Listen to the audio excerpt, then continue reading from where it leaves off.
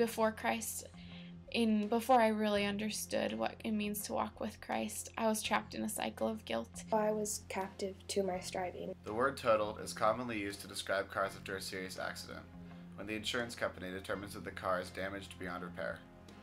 This is the condition that I found myself in, going into my sophomore year of college.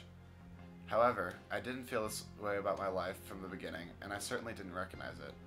I grew up with no real spiritual background to speak of, and although I learned about the Bible and Jesus when I attended Catholic school, it was never really something I believed in or had a desire to pursue.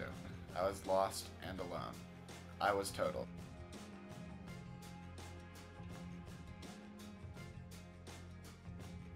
Before Christ, I was broken and lost. But I wandered. I was just really left in a place where I was empty and confused.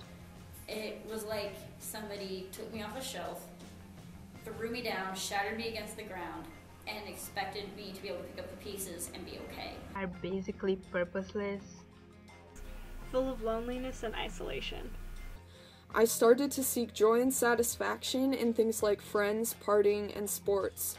However, I was plagued by guilt about my actions. Just unsure and confused.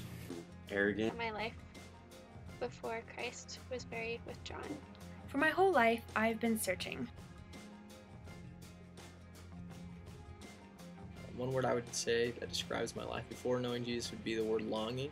A good church kid.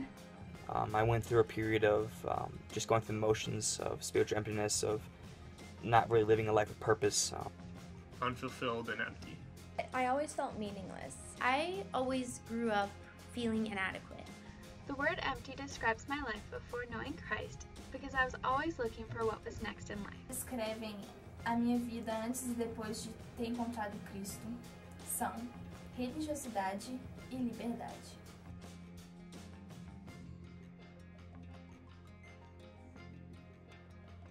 When I look back on my life, I just see that I was never truly happy.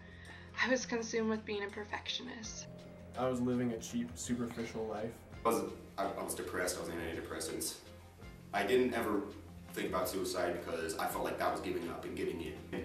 But my mindset was, hey, if a car hits me, there's nothing I can do about that. I don't mind. So it was not a really healthy mindset. My life has been one characterized by weariness, as I've tried to make myself into an image of what I think I ought to be, and have failed again and again.